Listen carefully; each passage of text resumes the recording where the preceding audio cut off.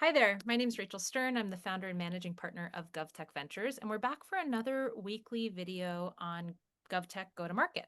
And today we're focusing on when to hire consultants or lobbyists for B2G growth. I'm here today with Jared Asch, founder of Capstone Government Affairs. Jared is often one of my first calls when a company comes to me and says, I'm looking to outsource some of this tip of the spear relationship building, and I need someone you trust to help me think through that. And a lot of conversations come up about when to bring in consultants or lobbyists to accelerate government sales. So, Jared, what do you think? Yeah, and I sit at the intersection of business and government. And the first thing a client has to know is enterprise sales in from business to business is very different than into government sales.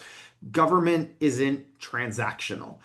Even with the best product and the coolest new technology on the market, government deals are going to take time. They need to build trust. You need to build data and case studies. You need to navigate through procurement, wait for attorneys to review things, and you need to line up champions internally. None of that happens overnight. I want you to sing that from the rooftops because I hear a lot if the product's great, like the sales should be fast, but that's just not how counties and states and cities operate. So tell me a little bit about what you need to see in terms of internal readiness for companies to start outsourcing some of their lobbying and sales work. Yeah.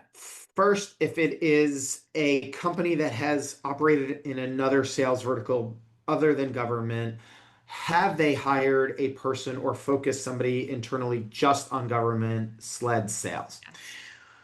Have they defined their value proposition? Do they have evidence to back things up? Do they have a pilot program that was offered? Do they have usage data? Just because you say you'll get 90% adoption by X amount of time, most city staff won't believe you. What is the ROI of the investment? How do you define that? And then who in government is your buyer? And particularly, who is your end user? Because that's who we have to find to be your internal champion. And that internal clarity is, I think, really what creates traction. I think of consultants as force multipliers. They can only amplify what already exists. And I tell founders to bring on these strategic advisors at inflection points like when founder led sales are hitting a ceiling, or when a company is ready to expand into new counties or state departments, new verticals, airports, water districts, community colleges. These are moments when an outside team can really accelerate the outcome. Yeah, and accelerating doesn't mean instant results, right?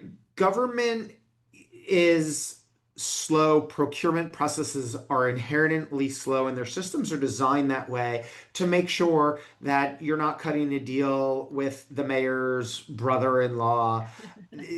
Consultants can help you move that process faster. We can speed up that timeline, but again, it's not instant. So at Capstone Government Affairs, and all of my partners, because I help companies sell all over the country and I have local partners who are on the ground. We've been developing relationships for decades.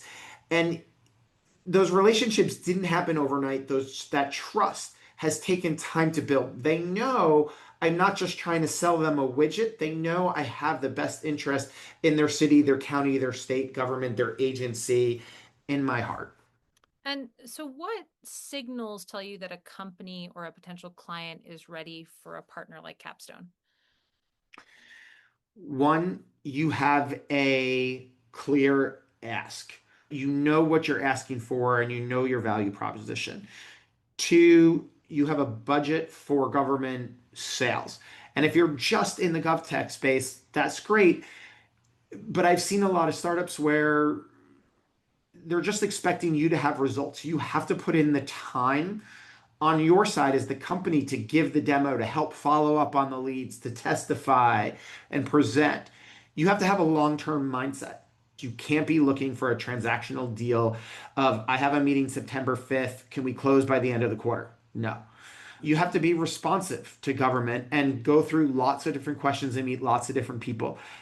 Also, I don't work for free. I like to have fees based on success and that built in, but you don't typically ask your lawyer or accountant to work for you for free. you have to pay as you go, and having skin in the game also makes sure that I know you're into it.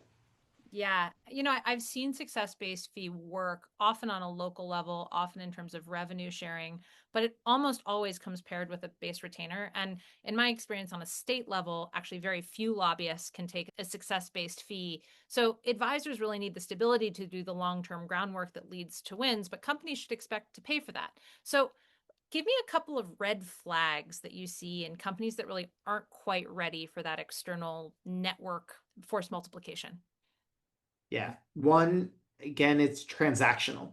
If you are looking for a quick turnaround before the end of the quarter, then just put your bandwidth into it and don't engage a consultant.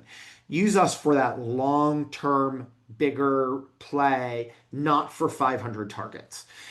If you also underestimate the long term a procurement process makes, even if you feel like you're already in there and you've done the background and you just need it over the edge, that's not always possible. It still might have to work through a process.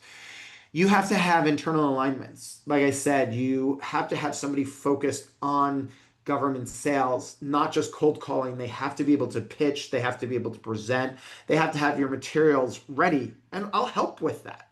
And lobbying cannot be a shortcut. You have to know it is building a process with the goal of sales. And I've helped close billions of dollars in government sales for companies over the last 2 decades.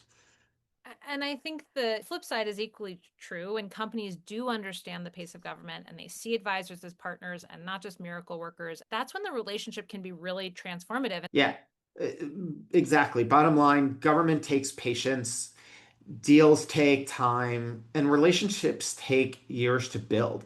Jared, thank you so much for coming today. Talk soon.